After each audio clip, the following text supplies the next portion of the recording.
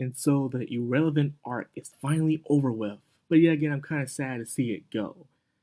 Let's talk about it.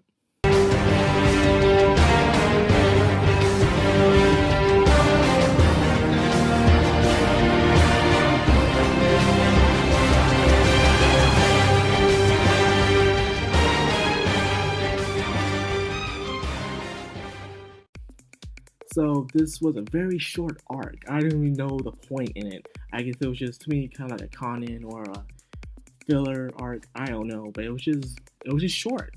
It was just 3 episodes long. So who knows? They probably changed the opening and the ending in the next arc. I don't know what's gonna be about, but it was short. But then again, it was kind of good. This arc pretty much finished things off as they were fighting the Giant King, and they couldn't beat him no matter how good how good they were.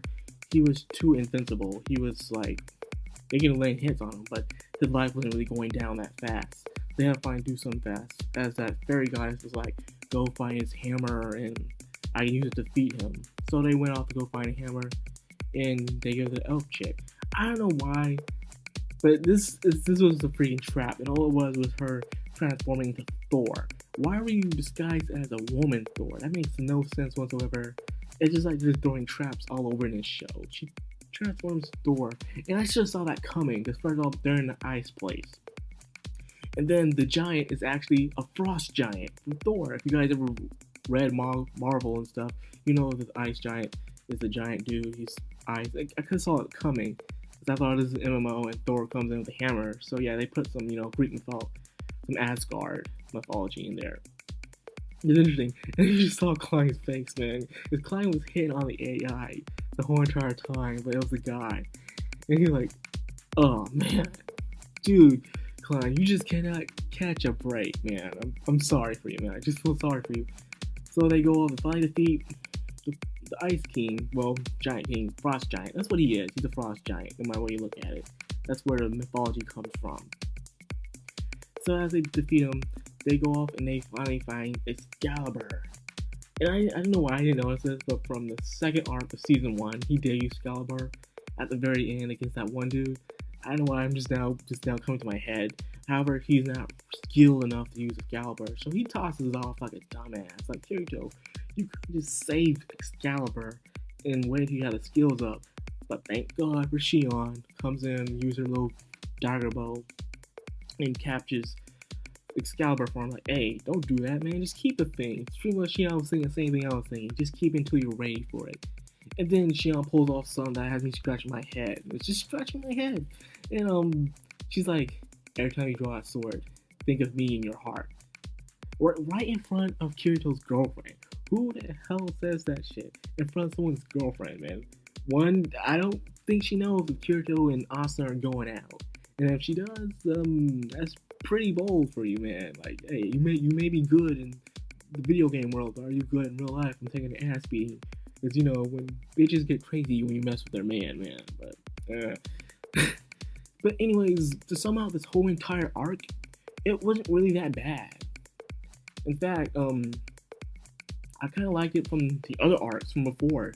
This felt more like an MMO game than any of the other arcs, where it's all about two people, just Kirito and some chick, and they're on this romantic feels adventure. But this time around, it actually felt like an MMO, and I was happy about that, because in an MMO you have teams, you have group members and stuff, and you strategize plans and you go on missions. That is exactly how an MMO anime should be like. So even though this arc was irrelevant, they really did capture, for once in their life, they have finally captured what it means to have a video game anime. It actually felt like they were playing a video game, not on some emotional quest of Kirito having some chick added to his harem every freaking time. It made sense. And another thing that was good about this arc was Klien.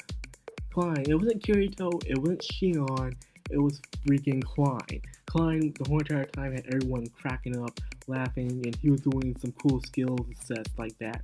And I was thinking in my head, this series needs more Klien, because I've noticed that the whole entire series is all about some emotional feels all the time. But with Klien around, you get some comic relief. If you notice, every cartoon show, every anime has that person that's funny among the group. But storyline never really had that until now.